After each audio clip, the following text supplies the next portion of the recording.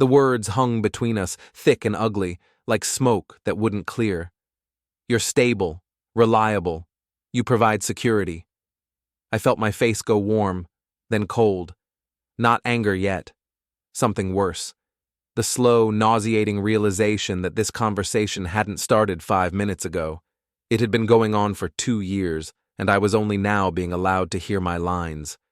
I glanced down at her hand, still resting on the table, the ring catching the candlelight. 3 months of commissions, missed weekends, a future I'd priced out in spreadsheets and late-night conversations with myself, and she was spinning it absently, like it was already a nuisance. Around us, silverware clinked. Someone laughed too loudly at the bar. A waiter paused nearby, sensing tension but pretending not to. The world refused to acknowledge what was happening to me. So I'm... What? I asked quietly. The plan B? Sarah sighed, the way someone does when explaining something obvious to a child. Why do you always make things so dramatic? It's not like that. Blake is... different. He challenges me. You make me feel safe. Safe. The word landed harder than any insult she could have chosen. Safe meant predictable, replaceable. The guy you settle for when you're done chasing what you actually want. And Blake, I said slowly, knows you're engaged? She hesitated. Just a fraction of a second. Enough. He knows I care about you, she said. He knows this doesn't change anything between us. Something inside my chest finally cracked, not loudly, not cleanly, more like a slow tear, fabric giving way under too much strain. I realized then that she wasn't nervous. She wasn't ashamed. She genuinely believed this was reasonable, that I would nod, swallow it, and adjust. I thought of all the times I'd driven across town to fix something for her. All the times I'd defended her to friends who said she seemed distant. All the nights I'd lain awake convincing myself that love was supposed to feel earned. I picked up my champagne glass, took one last sip, and tasted nothing. Do you hear yourself? I asked. You're asking me to marry you while keeping another man emotionally, maybe more, inside our relationship. Sarah's jaw tightened. You're overreacting. There it was, the final insult. Not just that she wanted this arrangement, but that my reaction to it was the problem. I stood, slowly, deliberately, giving myself a second to feel the weight of the moment. My legs felt steady. That surprised me.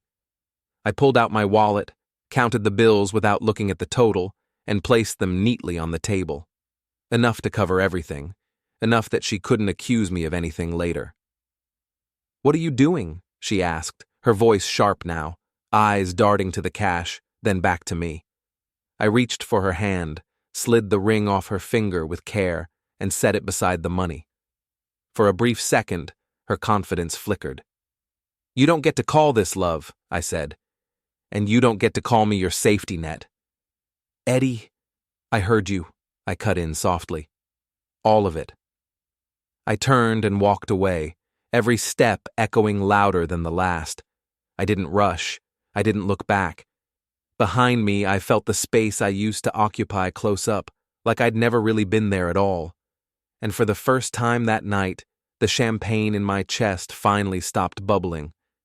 But as I drove through the rainy streets of Millfield, Maine, something else began to take shape in my mind. A plan. A beautifully twisted plan that would teach Sarah exactly what dealing with it really meant. By the time I reached our apartment on Elm Street, my shock had crystallized into cold, calculating fury. Sarah had made her choice, and now I was going to make mine. I called my buddy Mike from the hardware store. I need new locks installed tonight. All of them. Can you help me out? Tonight? Eddie, it's almost 10 p.m. What's the emergency? The emergency is that I'm about to become single again and I need to secure my property before my soon-to-be ex gets home. Mike whistled low. Sarah?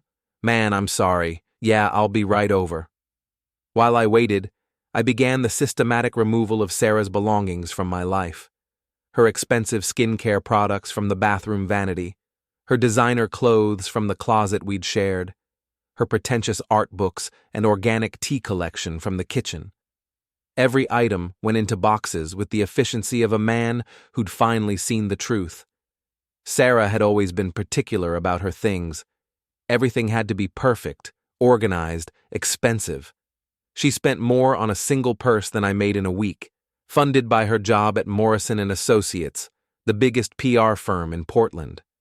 She'd often reminded me that she made twice my salary, usually when I suggested we split expenses equally. Mike arrived with his toolkit and a six-pack of beer. "So what happened?" he asked as he started removing the front door lock. "She told me her ex-boyfriend was staying in her life permanently, right after I proposed." Mike paused, drill bit halfway through the door. "She said what now?" "Apparently, I'm the stable, reliable one who provides security.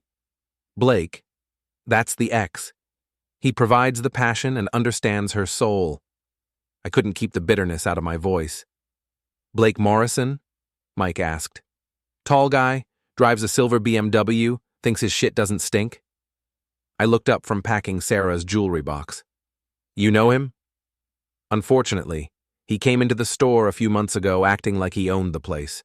Wanted me to install a security system at his house, then tried to negotiate my prices down by half. Real piece of work." Mike finished the front lock and moved to the bedroom. "You know he's married, right?" My hand stilled on Sarah's jewelry. "What?" "Yeah, his wife comes in sometimes, Marina Morrison. Nice lady, actually. Always polite, pays her bills on time. She bought garden supplies last spring, mentioned her husband was never home to help with the yard work." A slow smile spread across my face. "Marina Morrison." "Yeah, why? You got that look, Eddie. That's your scheming look." I continued packing Sarah's things, but my mind was racing. Blake Morrison was married. Sarah was having an affair with a married man, and apparently his wife had no idea he was never home because he was too busy providing passion to my fiancée. "Mike," I said carefully, "what does Marina Morrison look like?" "Gorgeous. I mean, absolutely stunning. Long dark hair, brown eyes, probably mid-30s. She's got this quiet confidence about her, you know? Like she doesn't need to prove anything to anyone." Perfect. By midnight, we'd changed all the locks and stacked Sarah's belongings neatly by the front door. I'd even included a note. "Since Blake provides everything you really need, I figured you wouldn't want to keep the things your stable, reliable ex-fiancé bought you. Good luck with your soul connection." Mike cracked open a beer and handed me one. "So what's the plan?" I took a long drink, savoring the cold bite of the alcohol and the even colder satisfaction of my revenge taking shape. "Sarah made a deal. She picked her ex, and now I'm going to pick his wife." "You're going to ask out Blake's wife?" "I'm going to ask out Blake's wife," I confirmed. "Sarah wanted me to deal with her choice. Well, I'm dealing with it. She gets Blake, I get Marina, and everyone gets exactly what they deserve." Mike laughed and shook his head. "Eddie, you magnificent bastard. This is either brilliant or completely insane." "Maybe both," I admitted. "But Sarah's about to learn that two can play the soul connection game." Saturday morning arrived gray and drizzling, typical for October in Maine. I'd barely slept, my mind churning with plans and possibilities. Sarah had tried calling 17 times and sent a dozen increasingly frantic texts. I'd ignored them all. At 9 a.m. sharp, I drove to Morrison Hardware and Garden Supply. Mike had told me Marina usually came in Saturday mornings for weekend project supplies. I parked across the street and waited, feeling like a stalker, but telling myself I was just strategically positioning myself. At 9:47, she appeared. Mike hadn't exaggerated. Marina Morrison was absolutely stunning, but in a natural, effortless way that made Sarah's high-maintenance beauty seem artificial by comparison. She wore jeans and a simple green sweater, her dark hair pulled back in a ponytail, no makeup that I could detect. She moved with the kind of confidence that came from being comfortable in her own skin. I waited until she'd been inside for 10 minutes, then followed her in. She was in the paint section, studying color swatches with the intensity of a scientist examining lab results. I approached casually, pretending to look at brushes. "Excuse me," I said. "You wouldn't happen to know anything about painting kitchen cabinets, would you? I'm completely lost here." She looked up, and I was struck by her eyes, warm brown with flecks of gold. "Actually, I just refinished mine last month. Are you going for a complete color change or just refreshing what's there?" "Complete change. I'm redecorating. Starting over, you might say." She smiled, and it transformed her entire face. "Starting over can be liberating. What's your kitchen like now?" We spent the next 20 minutes talking about paint types, primer requirements, and brush techniques. Marina was knowledgeable without being condescending, funny without trying too hard. She recommended brands, shared tips from her own experience, and somehow made paint selection seem like the most fascinating topic in the world. "I'm Eddie, by the way," I said as she helped me select brushes. "Marina. Nice to meet you, Eddie." "Listen, Marina, I know this might sound forward, but would you like to get coffee sometime? You've been incredibly helpful, and I'd love to repay the favor. Plus, I have a feeling I'm going to need more home improvement advice in the coming weeks." She hesitated, and for a moment I thought she'd say no. Then she smiled again. "I'd like that, but I should mention I'm married." "So was I, until yesterday," I said. "Sometimes coffee is just coffee." Something flickered in her eyes. Understanding, maybe, or recognition of a kindred spirit. "Sometimes it is. Do you know Brewster's Cafe on Main Street?" "I do. Tomorrow, 2 o'clock? Perfect." As I loaded my paint supplies into my truck, I felt better than I had in months. Marina Morrison was everything Sarah wasn't: genuine, warm, unpretentious. If Blake was stupid enough to neglect a woman like that for someone like Sarah, then he deserved exactly what was coming to him. My phone buzzed with another text from Sarah. "Eddie, please call me. We need to talk about this. I'm sorry if I upset you, but you're being ridiculous." I deleted the message without reading it completely. Sarah thought I was being ridiculous. She hadn't seen anything yet. Sunday afternoon found me at Brewster's Cafe 15 minutes early, nursing a black coffee and trying not to look as nervous as I felt. I'd spent the morning actually starting to paint my kitchen cabinets, partly to have something to talk about, and partly because the physical activity helped calm my racing thoughts. Marina arrived exactly at 2, wearing a blue dress that brought out her eyes and a leather jacket that had seen better days but somehow looked perfect on her. She spotted me immediately and waved, that same genuine smile lighting up her face. "How did the painting go?" she asked as she sat down across from me. "Slower than I expected, but therapeutic. You were right about the primer, it makes all the difference." She ordered a latte, and we fell into easy conversation about home improvement projects, the weather, and the quirks of small-town Maine life. Marina had grown up in Millfield, moved away for college, and returned 5 years ago when she married Blake. "What brought you back?" I asked. Her smile faltered slightly. "Love," I thought. Blake grew up here too, and he convinced me that small-town life was what we both needed. A chance to build something real together, away from the chaos of city life. "And how's that working out?" Marina stared into her latte for a long moment. "Blake travels a lot for work, financial consulting. He's gone 3 or 4 days a week, sometimes more. When he is home, he's usually on his phone or computer, working on deals, networking, building his client base." I felt a stab of guilt. Blake wasn't traveling for work. He was with Sarah, but Marina didn't need to know that. Not yet. "That sounds lonely," I said. "It is." She looked up at me, and I saw a sadness there that made my chest tight. "I keep telling myself it's temporary, that once his business is established, things will get better. But it's been 3 years, and he's more absent now than ever."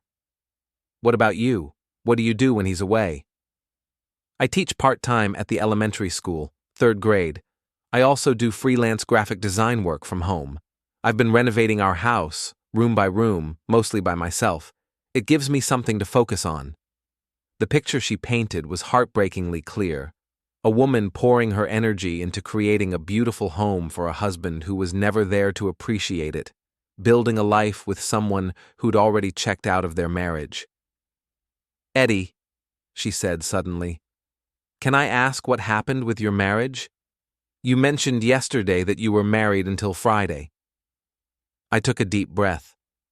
My fiancée, we weren't actually married yet, told me that her ex-boyfriend was staying in her life permanently. She said he understood her soul in ways I never could, but that I provided stability and security.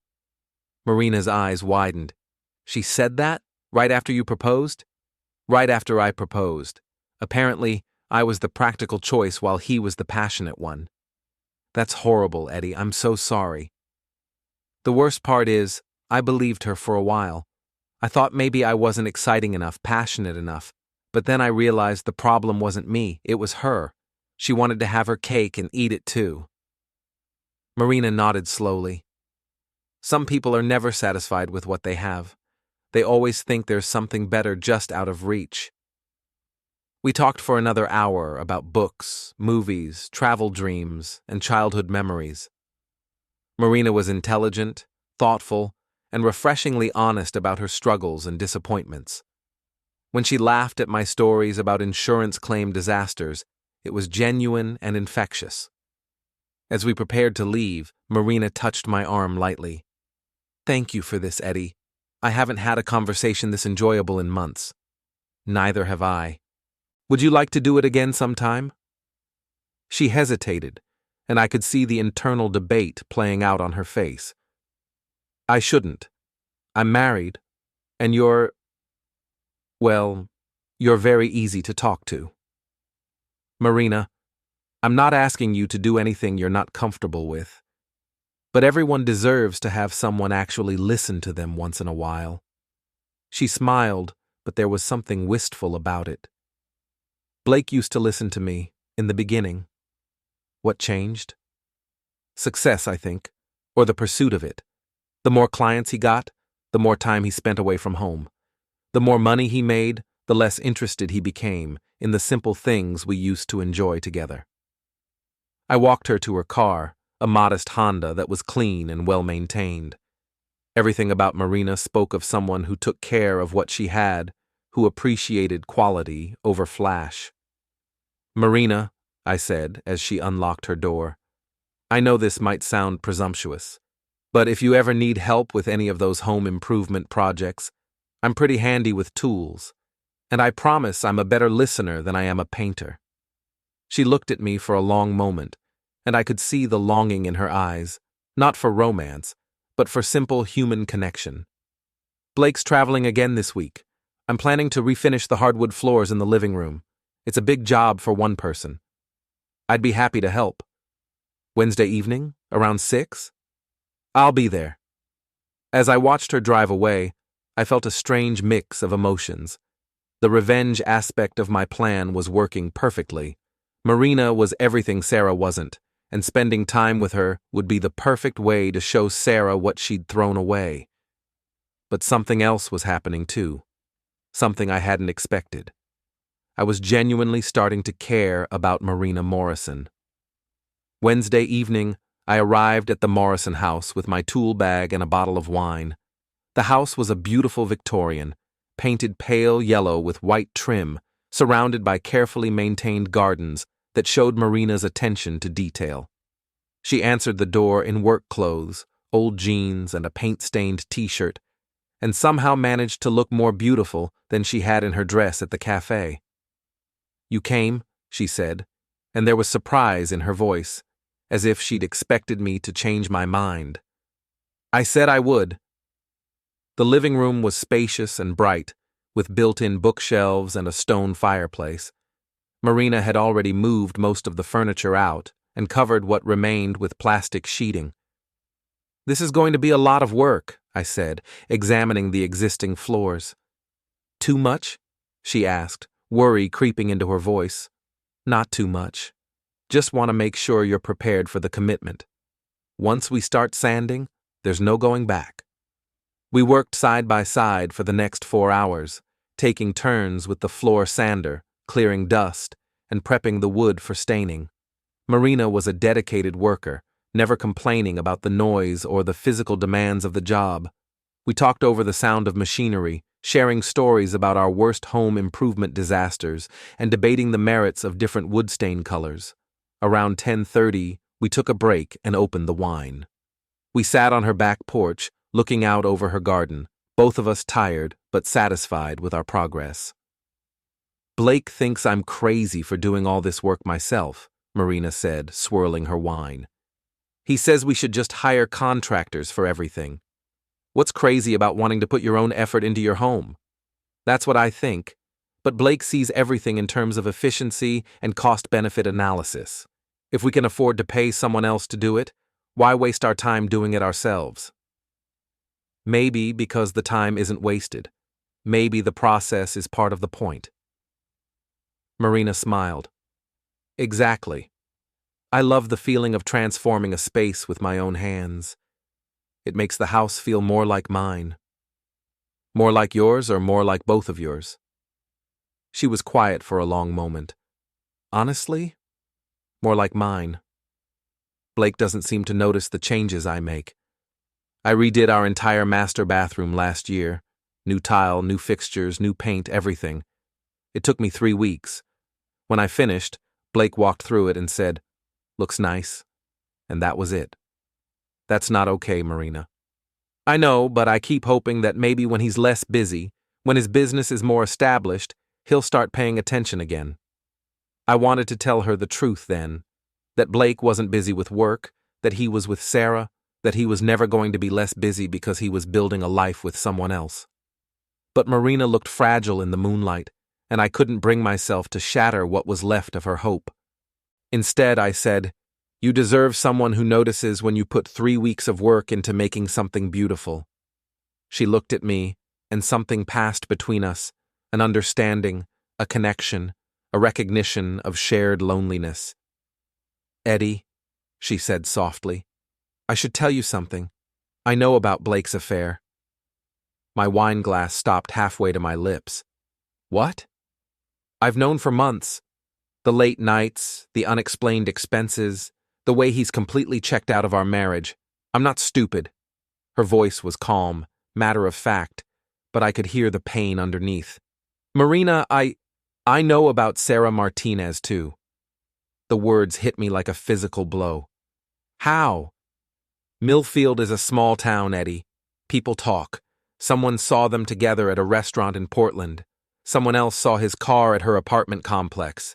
It wasn't hard to put the pieces together." I set down my wine glass, my hands shaking. "So when I asked you for coffee, I knew exactly who you were, Sarah's ex-fiancé, the man she left for my husband." We stared at each other in the darkness, the truth hanging between us like a bridge we could either cross or burn. "Why didn't you say anything?" I asked.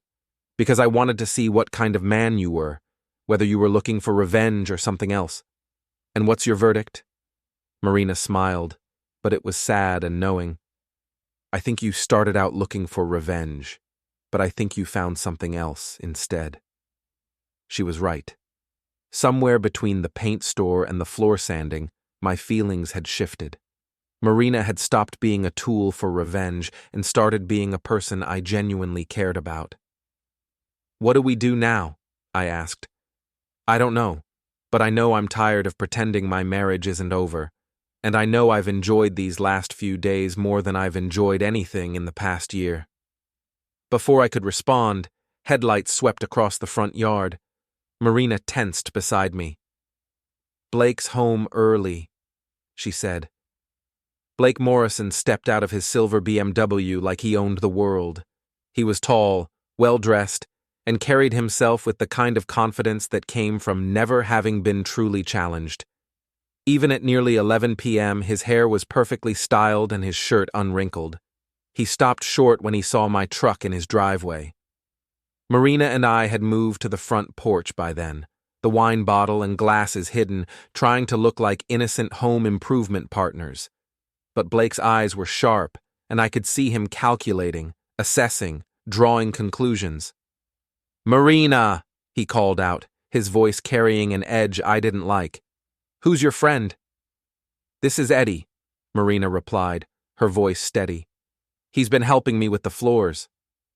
Blake's gaze shifted to me, and I saw recognition flicker across his face. He'd seen me somewhere before, probably in photos on Sarah's phone or social media. His expression hardened. "Eddie," he said, walking closer. "Eddie Thompson, right? Sarah's ex?" I stood up slowly, keeping my hands visible and my voice calm. "That's right.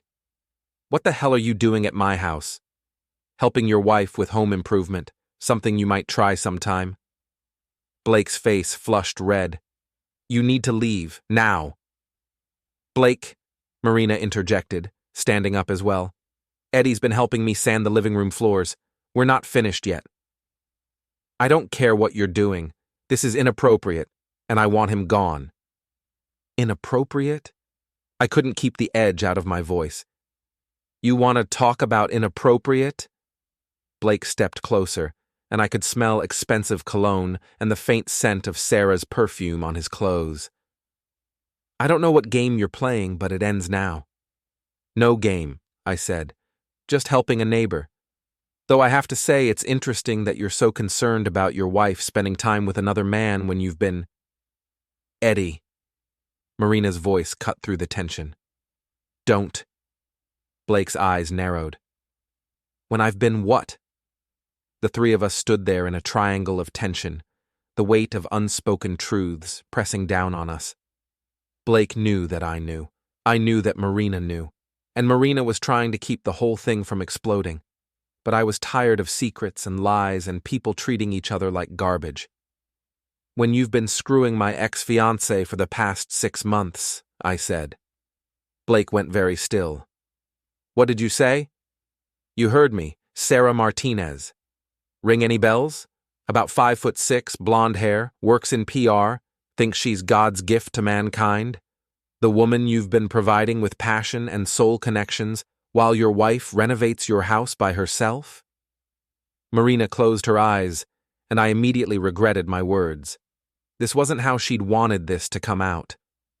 Blake looked between Marina and me, his face cycling through confusion, anger, and finally, resignation. "How long have you known?" he asked Marina. "Long enough," she replied quietly. "And you?" he asked me. "How long have you known about Marina and me?" "Since Saturday, though technically Sarah told me about you the night I proposed to her. She said you were staying in her life permanently because you understood her soul." Blake actually laughed at that, a bitter sound that held no humor. "Her soul, right. Is that what she called it?" "Among other things. She also said I was stable and reliable and provided security, while you provided the passion she needed." "Jesus Christ," Blake muttered, running his hands through his perfect hair.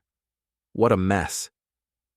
"Blake," Marina said, "I think we need to talk." "Yeah, we do, but not with him here." I looked at Marina, trying to gauge what she wanted me to do. Her expression was unreadable, but she gave me a small nod. "I'll go," I said. "Marina, thank you for dinner, and for everything. Thank you for helping with the floors, Eddie." As I gathered my tools, Blake and Marina stood apart from each other, not touching, barely looking at each other. The distance between them spoke volumes about the state of their marriage. "Blake," I said as I reached my truck, "for what it's worth, you're an idiot. You had something real here and you threw it away for someone who sees you as a hobby. And you're a hypocrite," he shot back. "You came here to use my wife to get back at your ex." He wasn't wrong, and we both knew it. But as I drove away, I realized that my motivations had changed completely. I no longer cared about revenge against Sarah. I cared about Marina, and I wanted her to be happy, even if that meant working things out with her husband, though something told me that ship had already sailed. Thursday morning brought a phone call that changed everything. "Eddie?" Marina's voice was shaky, exhausted. "Can you meet me for coffee? I need someone to talk to." I found her at Brewster's, sitting in the same booth where we'd had our first coffee date. But this Marina was different. Hollow-eyed, fragile, like she'd been through a war. "What happened?" I asked, sliding into the seat across from her. "Blake left. Last night, after you went home, we had the fight we should have had months ago. He packed a bag and went to Sarah's." I reached across the table and took her hand. "Marina, I'm sorry." "Don't be. It was overdue." She squeezed my fingers. "He admitted everything. The affair, the lies, the fact that he's been planning to leave me for months but didn't want to deal with the hassle of divorce proceedings. What a prince. The worst part is, I think I'm relieved. Does that make me a terrible person?" "It makes you human. You've been living in limbo for months, knowing something was wrong, but not being able to address it. At least now you know where you stand." Marina smiled for the first time since I'd arrived. "Blake said something interesting before he left. He said Sarah had been asking about you, wanting to know if he'd heard from you or seen you around town. Sarah's been calling and texting nonstop since Friday. I've been ignoring her." "Maybe you shouldn't." I looked at Marina carefully. "What are you thinking?" "I'm thinking that Sarah Martinez is about to learn what it feels like to be the stable, reliable choice instead of the exciting secret. Blake's going to move in with her, and suddenly their passionate affair becomes a mundane, live-in relationship. She'll have to deal with his dirty laundry and his bad moods, and his tendency to leave dishes in the sink. You think the novelty will wear off?" I think Sarah fell in love with the idea of Blake, not the reality, the sneaking around, the forbidden romance, the drama of it all. Take away the secrecy, and what's left? Marina was right, and we both knew it. Sarah thrived on drama and attention. A committed relationship with Blake would give her neither. "So what do you suggest?" I asked. "Answer her calls. Let her see what she gave up. Show her that you've moved on to someone better." "Marina, Eddie, I'm not asking you to use me for revenge anymore. I'm asking you to let me help you get closure, and maybe help myself get some too." Before I could respond, my phone buzzed. Sarah's name appeared on the screen. "Answer it," Marina said. I swiped to accept the call. "Hello, Sarah." "Eddie, thank God. I've been trying to reach you for days. We need to talk." "I'm listening." "Not over the phone. Can you meet me somewhere? Please? I know I hurt you, but there are things you don't understand." I looked at Marina, who nodded encouragingly. "Where?" "Romano's, where we got engaged. Tonight at 8. "Fine, but this is the last time, Sarah. After tonight, we're done." "Eddie, wait." I hung up and looked at Marina. "You sure about this?" "Positive." "But Eddie, when you see her tonight, I want you to remember something." "What's that?" "You deserve someone who chooses you first, not someone who keeps you as a backup plan."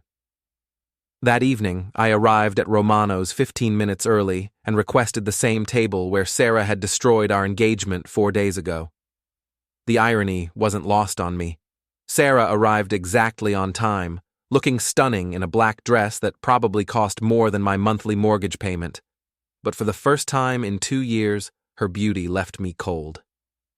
"Eddie," she said, sliding into the seat across from me, "you look good." "What do you want, Sarah?" "I want to apologize. What I said Friday night came out wrong. I was nervous about the engagement, about the future, and I said things I didn't mean." "Which part didn't you mean? The part about Blake staying in your life permanently, or the part about me being stable and reliable while he provides the passion?" Sarah's perfectly applied makeup couldn't hide the flush that crept up her neck. "I was confused, Eddie. Blake and I have history, but that doesn't mean—" "Sarah, stop. Blake left his wife last night. He's living with you now, isn't he?" Her silence was answer enough. "So you got what you wanted," I continued. "Blake chose you over his wife. You won. It's not about winning, isn't it? You wanted the excitement of an affair and the security of an engagement. You wanted to have your cake and eat it too." Sarah's composure cracked slightly. "You don't understand what Blake and I have together." I understand perfectly. You have drama. You have passion. You have someone who tells you what you want to hear instead of what you need to hear. And what do I need to hear, Eddie? I leaned back in my chair, studying the woman I'd thought I wanted to spend my life with. You need to hear that real love isn't about passion and soul connections. It's about choosing the same person every day, even when they leave dishes in the sink. It's about building something together instead of just taking from each other. Is that what you think we were doing? Taking from each other?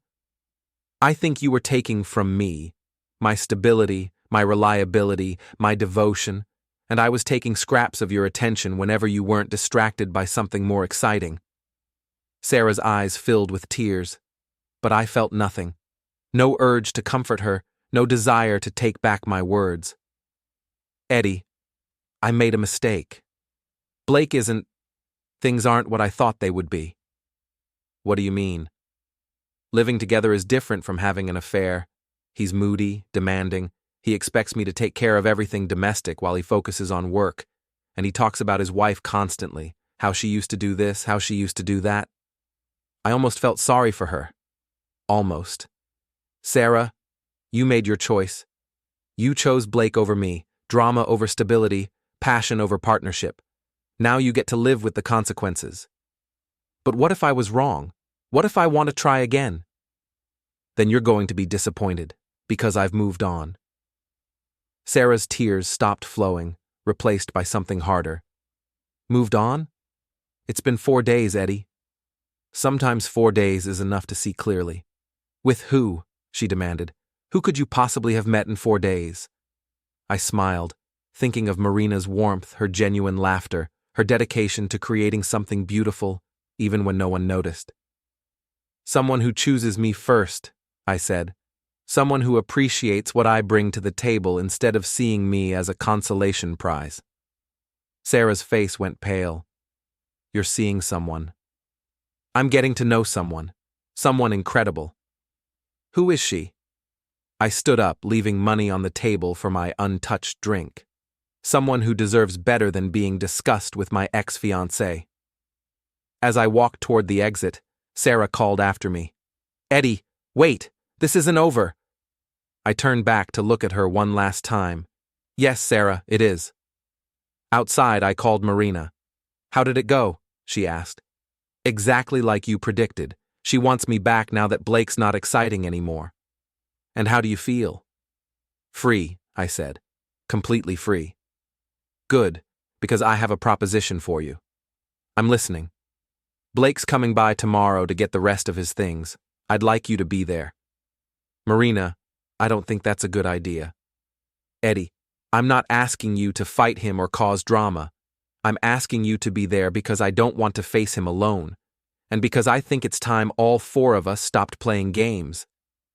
I thought about it for a moment. Marina was right. We'd all been dancing around the truth for too long.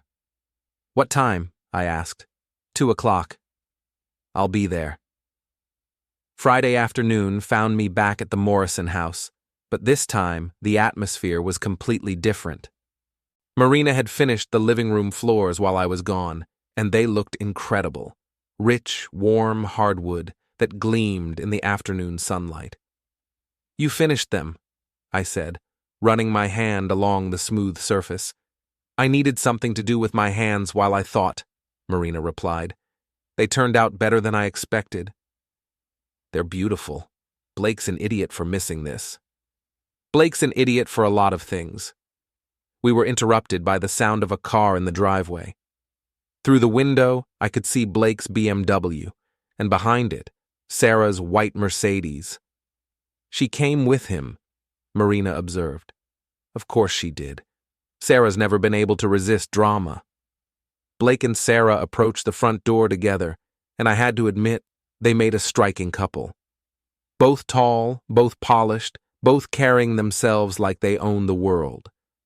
But there was tension between them too. Blake walked slightly ahead. Sarah followed with the careful steps of someone walking on eggshells. Marina opened the door before they could knock. Blake, Sarah. Her voice was coolly polite. Marina, Blake replied. I've come for my things. They're packed and ready. Living room. Blake stepped inside and stopped short when he saw the refinished floors. For just a moment, his composed mask slipped, and I saw genuine regret in his eyes. The floors look incredible, he said quietly. Thank you. Sarah, meanwhile, had spotted me standing near the fireplace. Her expression cycled through surprise, anger, and something that might have been jealousy. Eddie, she said, I didn't expect to see you here. I didn't expect to see you either, but here we are. Blake's boxes were stacked neatly by the door. Clothes, books, personal items, the detritus of a failed marriage.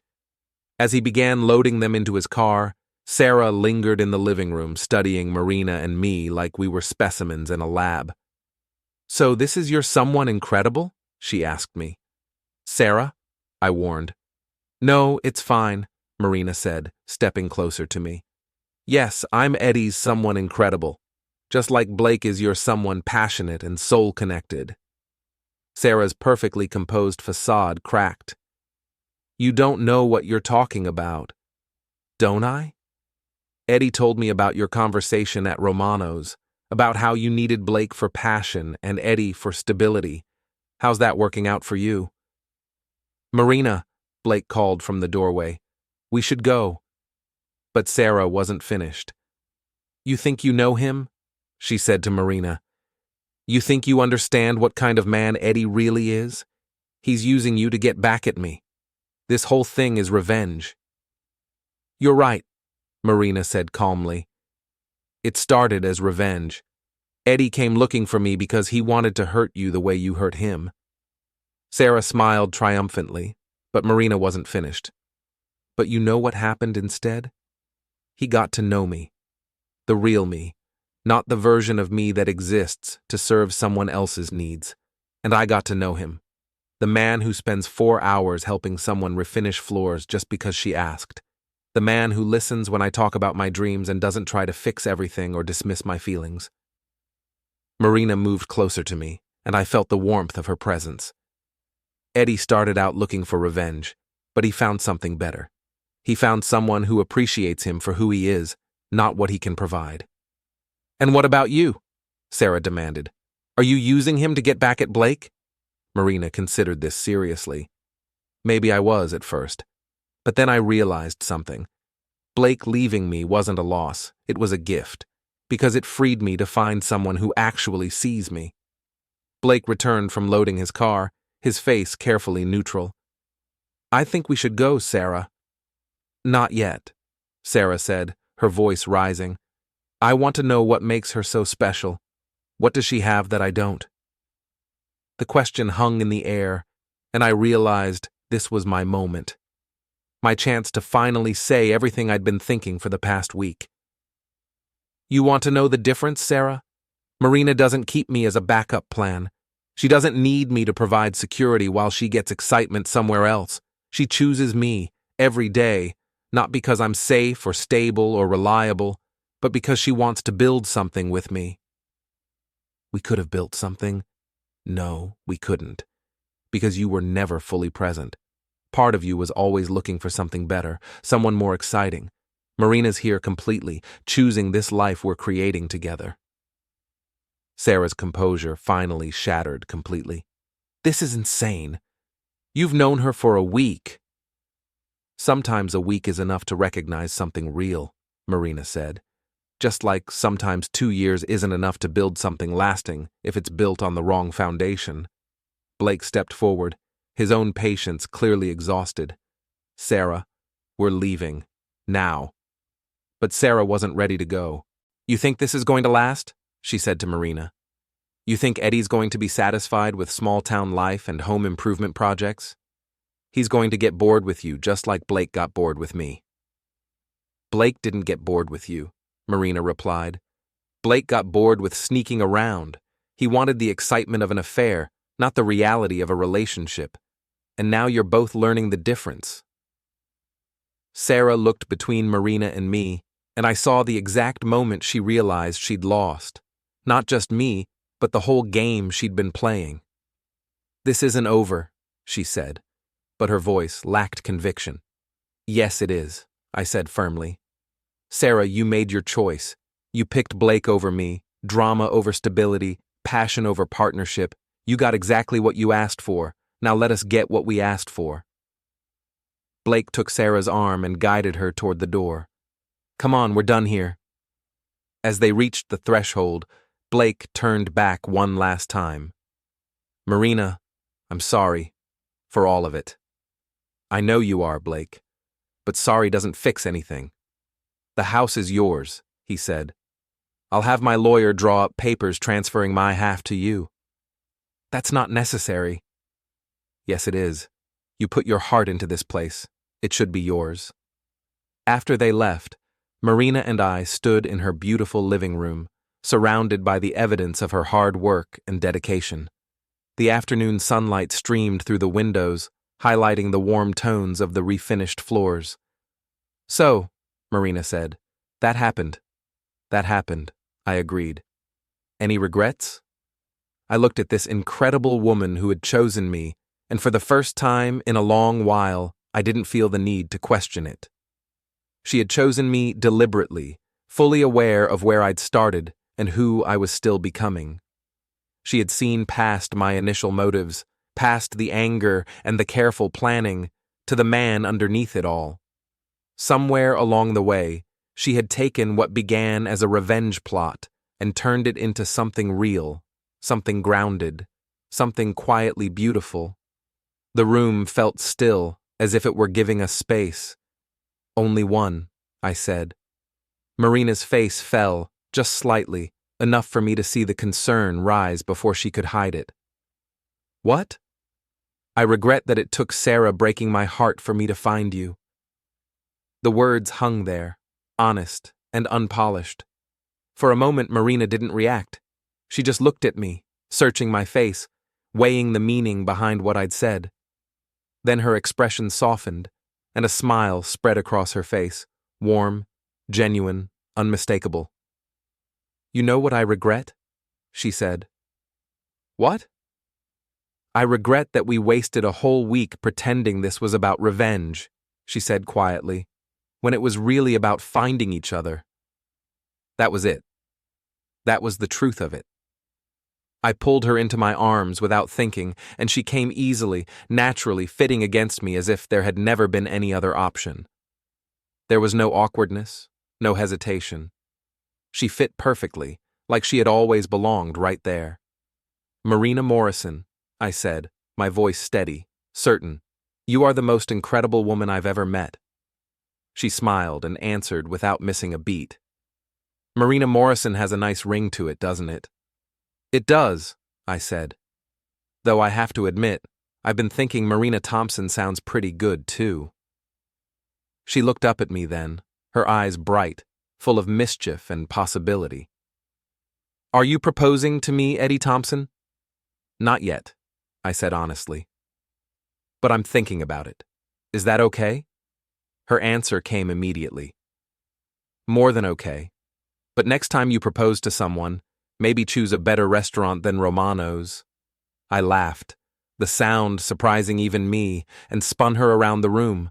Her feet slid lightly over the smooth floors she'd refinished with her own hands, the house around us carrying the quiet evidence of her work, her patience, her effort. Deal, I said when I pulled her back to me. Though I should warn you, I'm stable, reliable, and I provide security. Perfect, Marina said, rising onto her tiptoes to kiss me. Because I choose stable, I choose reliable, I choose security, but most of all, I choose you. Outside, I could hear Blake's BMW driving away, the sound fading into the distance, taking Sarah and the last remnants of my old life with it. I didn't feel the need to look. I didn't feel the need to follow the sound. It was leaving, and that was enough. Inside, Marina and I stayed where we were, holding each other in the house she'd made beautiful through her own determination and hard work. Sarah had been right about one thing. I was stable, reliable, and I provided security. But what she had never understood was that those weren't consolation prizes. They weren't things you settled for. They were the foundation of something real, something lasting, something worth building a life on. And Marina Morrison, soon to be Marina Thompson, if I had anything to say about it, understood that completely. She had chosen me first, and I had chosen her first, and that made all the difference in the world. We stayed like that for a while, neither of us in a hurry to move. There was no need to say anything else. Everything important had already been said, and everything unimportant no longer mattered. I rested my chin lightly against the top of her head and thought about how strange it was that peace could feel this solid. Not fragile, not temporary, just there. The kind that doesn't ask for proof or reassurance. Marina shifted slightly, still in my arms, comfortable enough not to think about it. That, more than anything, told me I was exactly where I was supposed to be. No plans, no strategies, no calculations running in the background, just a quiet certainty that whatever came next, we would face it from the same side of the room. And for the first time in a long time, that felt like more than enough.